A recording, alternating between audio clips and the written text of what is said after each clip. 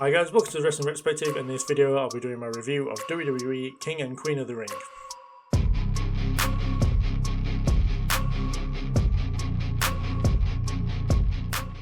So first up on the card we had Liv Morgan defeating Becky Lynch to become the new Women's World Champion in what was a solid match. I thought this was absolutely fine.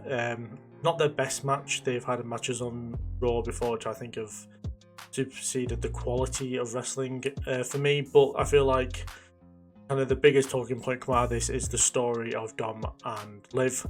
You know, the match itself was really good. There was some, both were very evenly contested.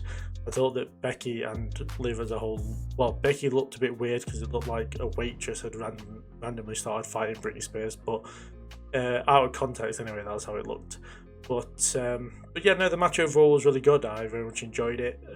It wasn't the best match on the card, well, match of the night really.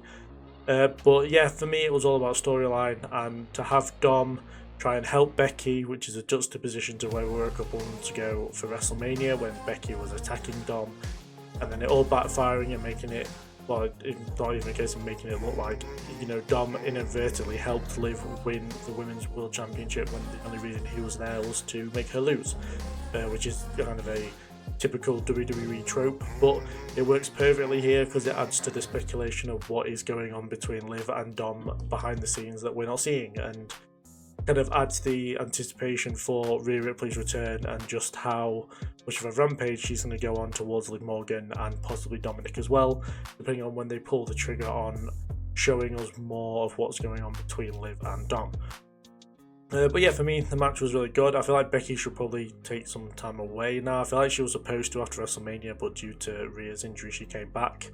There's really not much for her to be doing right now, maybe apart from a possible rematch on Raw for the Women's Championship tomorrow night. But for me, as I said, it was a solid match, very much enjoyable. I'm very curious to see what happens between Liv and Dom, and I'm really hoping that Liv has a better run as a Women's Champion here than she did when she was SmackDown Women's Champion a couple of years ago. After that, we had the Intercontinental Triple Threat match where Sami Zayn defeated Chad Gable and Bronson Reed to retain the Intercontinental Championship.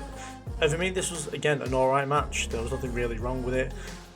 Sami Zayn retained. Gable kind of got screwed by Otis, but it adds to their story, and Bronson Reed was there, I guess. I don't know. For me, like, Sami looked great, and so did Gable, both having like massive feats of strength over Bronson Reed, with Gable German suplexing him and Sami at the same time, and Sami hitting a blue thunderbomb on Bronson Reed was really cool as well.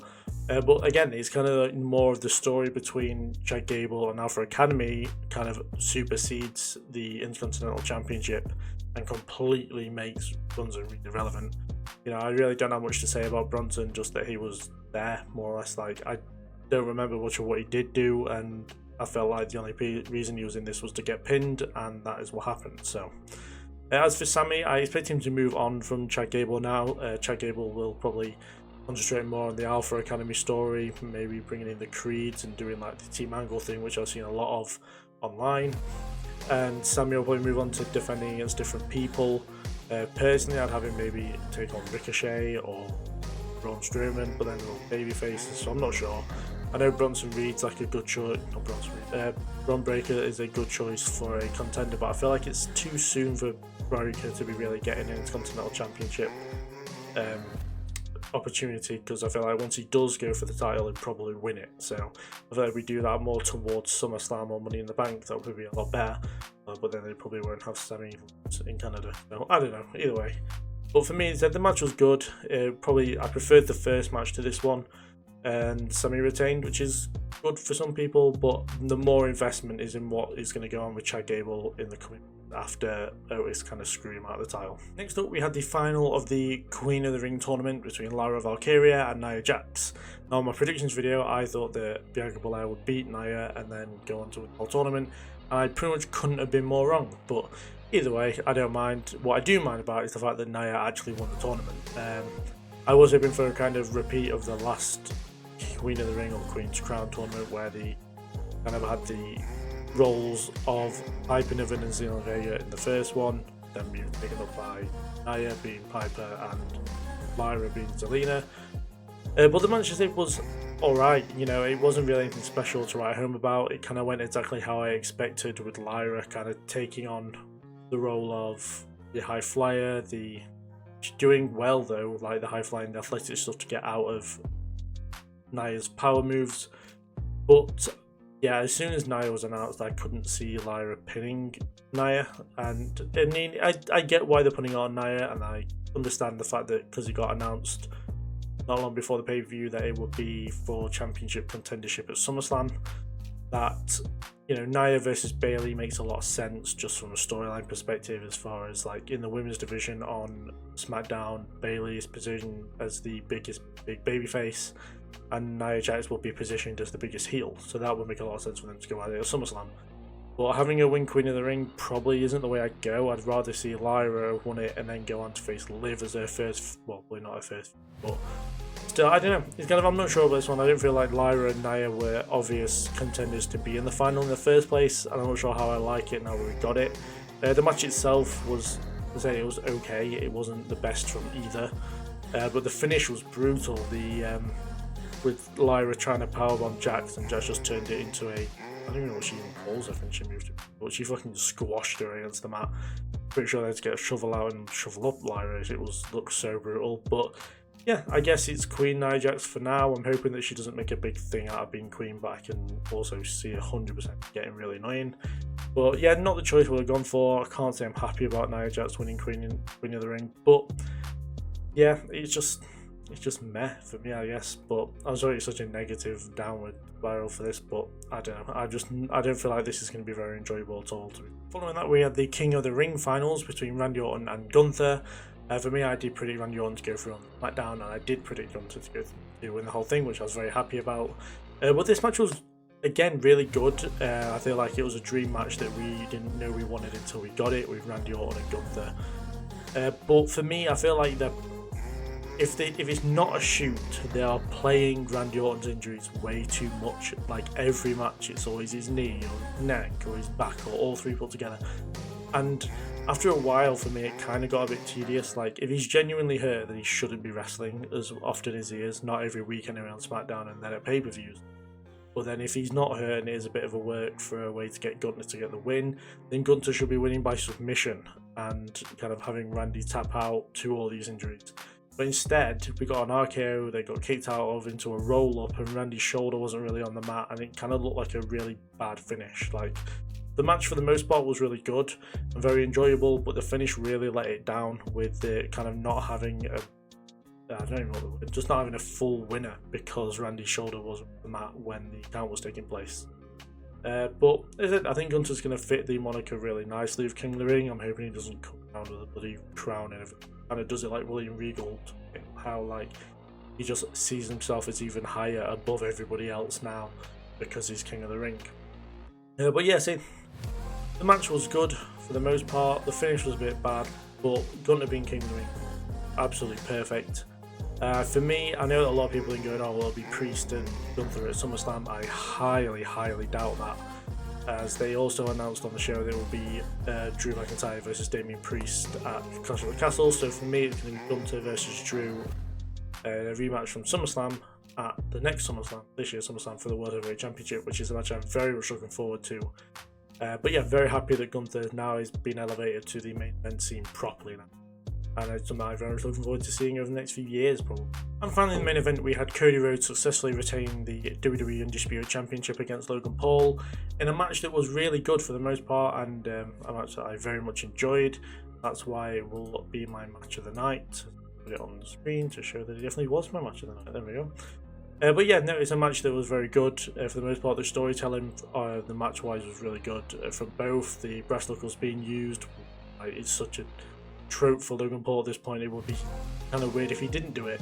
Him threatening Michael Cole is a new thing for I think. I almost expected Corey Graves to almost provoke Cole as well and kind of side with Logan, but he kind of just told Logan to calm down and that was it. But then we had the guy from who was on the Saudi commentary who did the announcements for the match, who I don't know who that is. Like they probably announced who it was and I completely missed it, but yeah, he got involved and kind of cost Logan the match in a sense because he wouldn't let him use the brass knuckles for a second time in the match, which didn't make any sense to me at all. It's not as if he's like has showed any resemblance to either guy at all at any point. But I don't know, it kind of made no sense for me other than just to get a pop, which we shouldn't be doing stuff just to get the pop in a world title match, because Cody being champion is probably enough of a pop.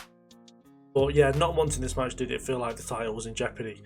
Like even the moment where Logan Paul hit him with the knuckles, put it through the table, hit a frog splash in the middle of the ring, he kicked out at like 2 and 2.3, where it should have been like a 2.999. So yeah, for me, the only thing that really let this match down was the fact that the title didn't feel in jeopardy, like not even once.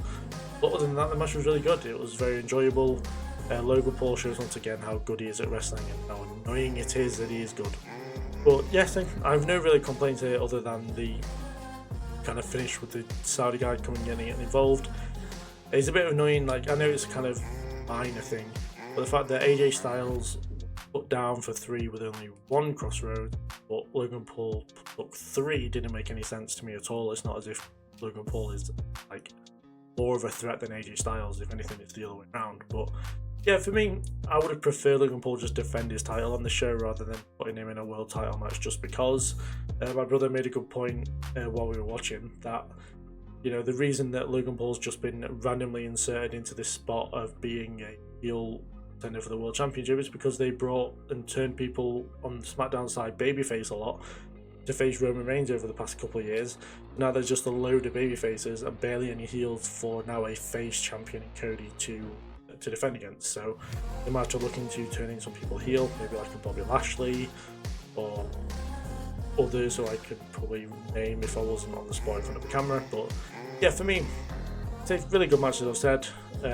Again, Logan Paul had a really good showing here, proves that he should probably be defending the United States Championship more often, because he'd be having banger matches with more people. But other than that, no complaints really, and Cody Rhodes is still the world champion. So those are my thoughts and opinions on King and Queen of the Ring pay-per-view, or PLE, sorry. For me, as an overall sense, the matches and the overall show was okay. Like, there was nothing really special about it. Like, even the King of the Ring matches weren't great. It was okay. It wasn't a bad pay-per-view by any sense, but it wasn't like great like this side of the last year. But yeah, there's no major complaints other than Nia Jax probably shouldn't have won Queen of the Ring, and Sami Zayn and the Intercontinental title match probably didn't live up to the quality that it could have got to. But other than that, everything else was fine. Like, Liv Morgan, I think for me was the biggest highlight, though it wasn't match of the night. It makes the most sense to have the title on Liv and to have her probably hold it for a while, or at least till Rhea comes back and then beat her for it eventually. But yeah, so that was probably like the best moment of the match, because it rectified that part of the story where Liv probably should have just won the title in the Battle Royal on Raw, but she gets a big win over Becky Lynch, which is very good. But yeah, so if you enjoyed the pay-per-view, put down below what you enjoyed about it, what your favourite match was. Are you happy or sad that Uncle Howdy didn't show up? That we've just got another QR code that... But yeah, so I enjoyed it for the most part, but I feel like it could have been a lot better. But yeah, I'll thank you guys for watching. I'll like and subscribe, all that good stuff. See you guys tomorrow for the review of Double or Nothing. But till then, I'll thank you guys once again for watching. See you there. Bye.